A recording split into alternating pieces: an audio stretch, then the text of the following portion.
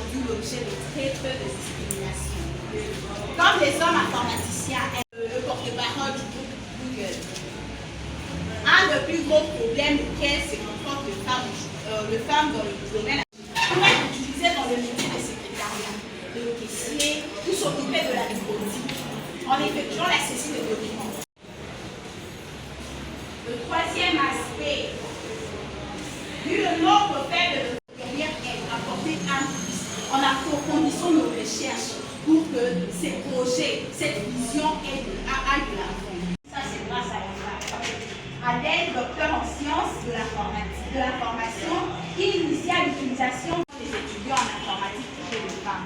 Mais à la fin des années 2010, elle aussi entre 10 et 15%. En 2019, au sorti de leur diplôme, seuls 25% d'entre elles occupent de fonctions techniques. Les autres rejoignent les entreprises du numérique et le commerce pour occuper des fonctions dites support, ressources humaines. Nous allons passer maintenant la parole à Madame Moulekaki Lunga-Eti. Elle est secrétaire dans la direction des finances. Elle va nous parler sur l'égalité aujourd'hui pour un avenir durable. Madame, vous avez la parole. Nous devons d'abord essayer de définir le mot femme. Être humaine, adulte de sexe féminine, et les femmes de toutes les sections du monde. Par ses cheveux, par sa taille fine, par sa voix, on ne naît pas femme, on les devient. La femme a une puissance souveraine, considérée comme réglant d'avance tout ce qui doit être. Fixée d'avance pour être donnée à quelqu'un, c'est-à-dire destinée particulière, destinée heureuse, destinée vocationnelle, la femme est un être bien fait par Dieu et exceptionnel. Depuis la nuit des temps, nous avons des questions liées à la culture. Il y a des provinces où la femme n'a pas droit de parler. Elle n'a pas un mot à dire. Nos ancêtres avaient aussi cette façon de voir les choses. Et lorsque nous parcourons dans la Bible, nous trouvons aussi qu'il y a eu de même nation à l'époque que les temps anciens en Israël qui avaient cette culture-là où la femme n'avait pas le droit de faire entendre sa voix. Toutes ces choses-là font qu'on puisse avoir une conscience, considération trop minimum de la compréhension de ce que c'est une femme. Ces choses-là ont causé l'ignorance de la place nécessaire que l'on doit accorder à une femme. En effet, il y a de cela 2000 ans, l'apôtre Paul a expliqué aux croyants des Corinthes, c'était hier, message qui fait partie aujourd'hui. Confiée à votre humble servante s'intitule La responsabilité de la femme congolaise face à la parité et au changement climatique. En ce mois mémorable de mars, à son 8e jour de chaque année, où l'humanité entière célèbre la journée internationale de la femme, nous osons croire que c'est une façon pour le monde entier, à part une petite exception chez les peuples Mousso en Inde, en Asie donc, de responsabiliser et de valoriser la femme par la conscientisation, la sensibilisation et la mobilisation, afin qu'elle parvienne à participer pleinement à la construction de la nation. En effet, ce mois de mars devrait ou doit être des moments de réflexion, de méditation, voire des remises en question pour la femme d'aujourd'hui, de corriger ses erreurs du passé et se lancer activement pour l'avenir de la nation par l'éducation pour toutes. Un penseur n'a-t-il pas dit que éduquer une femme, c'est éduquer toute une nation? Cette citation date de quand et ça ne semble pas évoluer. Il y a lieu de transformer notre sujet en une question qui trouvera des réponses sous forme de recommandations dans notre exposé. Quelle est la responsabilité de la femme congolaise face à la parité et au changement climatique? Un changement climatique étant toujours néfaste. Mesdames et messieurs, les membres du comité directeur du SIDEF, très chères participantes, distingués invités, notre exposé pour répondre à cette question principale va s'articuler autour de deux mots clés. 1. La responsabilité de la femme face à la parité ou l'égalité. 2. La responsabilité de la femme congolaise face ou par rapport au changement climatique. Nous commençons par l'étape 1 de la parité ou l'égalité. Chères participantes, l'adage de Basi Batonga Rambokate ne devra pas ou ne doit pas avoir droit de citer aujourd'hui. Car nous sommes toutes et même nos partenaires hommes dans cette salle ne vont pas nous contredire. Témoins des œuvres réalisées des femmes et qui contribuent à la construction du pays, mieux de la nation. À titre illustratif, il y a Madame Pirongozi et celles qui participent à la fabrication des batteries et des voitures électriques, celle qui a fabriqué l'encre correcteur, que sais-je encore. Pour ces points, nous observons aujourd'hui que la femme du monde en général et celle de la République démocratique du Congo en particulier prend petit à petit conscience de sa responsabilité. Mais elle doit encore fournir beaucoup d'efforts pour égaler son partenaire masculin. Ici, mettons les écritures bibliques à part, afin de mériter, soulignons bien mériter la considération et l'estime de l'homme. Et c'est là, dans tous les domaines de la vie nationale tels éducation, santé, justice, administration, étatique, parétatique et privée, armée, etc.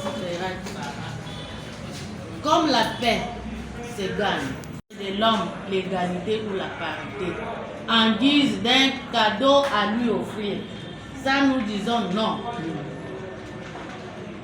Même la reconnaissance que nous, femmes, recherchons auprès de nos partenaires hommes ne devra pas, à mon humble avis, se dire chaque fois, comme un refrain d'une chanson, chaque le 8 mars, c'est par nos efforts, nos engagements, notre capacité de créativité, notre participation réelle. Vous répondre prochainement. Voilà. Qu'il nous soit permis, avant toute chose, de rendre gloire à Dieu, maître des temps et des circonstances, qui par sa bonté nous a protégés et dotés de la capacité physique et mentale pour célébrer les mois dédiés à la défense des droits de femmes. Je m'empresse de remercier les comités directeurs ici, représentés par le chargé des programmes, pour ne pas le citer, le professeur Victor Rifa Mitundu, qui reste n'a pas ménagé d'efforts pour une organisation réussie des activités du mois de mars, dans notre institution SIDEP. Nous allons aussi également dire merci à Madame Saf, Madame Fabiola, pour sa présence depuis le début jusqu'à aujourd'hui. Elle est toujours avec nous. Nous allons, sans toutefois, remercier toutes les femmes qui ont accepté de se présenter ici depuis le 8 mars jusqu'à aujourd'hui le 31. Nous n'avons pas beaucoup de mots à dire. Nous vous disons simplement grand merci. Et nous ne pouvons pas clôturer notre activité sans pour autant accorder la parole au chargé de programme qui, le 8 mars, avait déclaré ouverte ses activités. Nous leur repassons encore la parole aujourd'hui pour clôturer nos activités. Ce que vous venez de faire au mois de mars, c'est une interpellation pour le directeur provincial. Il y a beaucoup de nos scientifiques qui sont restés 5 ans, 10 ans, sans faire un exposé, sans présenter même un rapport de 2 pages. Mais si aujourd'hui le comité directeur voit le CPP, les administratifs, présenter ce genre d'exposé, c'est une fierté pour la maison. Je tiens à rappeler que la Bible a des écrits dogmatiques. Ne confondons pas ce qui est biblique et ce qui est scientifique. Même si la science vient de la philosophie qui est la science mère. Les écritures bibliques, c'est dogmatique. Je crois, mais la science, on ne croit pas, on fait la démonstration. C'est ça la démarcation entre ce qui est écriture sainte et ce qui est scientifique.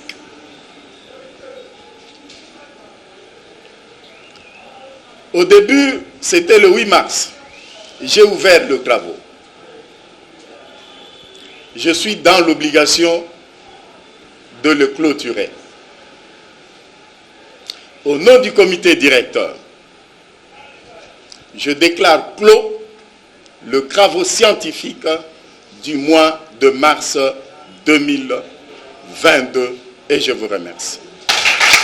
Directeur provincial, les présidents du syndicat, je remercie toutes les mamans, toutes les jolies fleurs qui se sont données corps et âme, qui ont honoré le SIDEP aujourd'hui en présentant des travaux de qualité.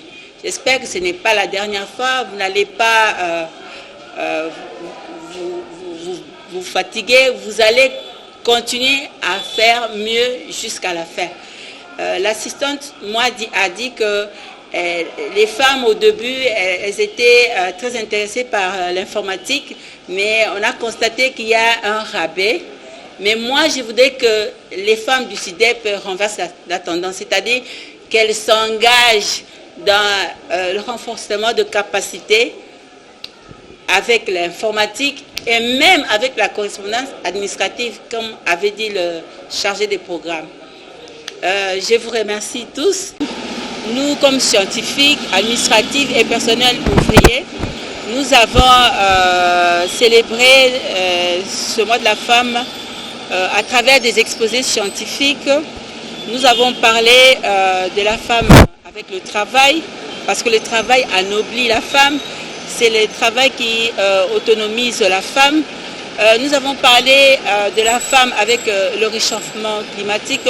Nous avons invité les mamans à plus utiliser les foyers améliorés, les mbabula qu'on appelle économiques, parce que avec ça, les femmes gagnent un peu de temps et elles peuvent aussi aller à autre chose en dehors de la cuisson.